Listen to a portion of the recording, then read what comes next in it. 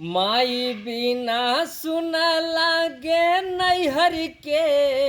अंगनवा सुनिए सासू जी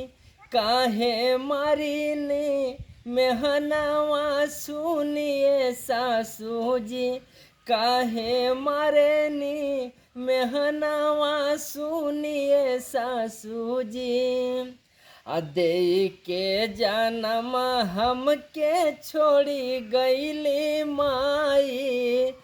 दूध ना पियवाली ना को घोट माई छछना त चला बाटे हमारो परनवा सुनिए सासू जी काहे मारीना मेहनवा सुनिए सासू जी काहे मारेनी मेहनवा सुनिए सासू जी।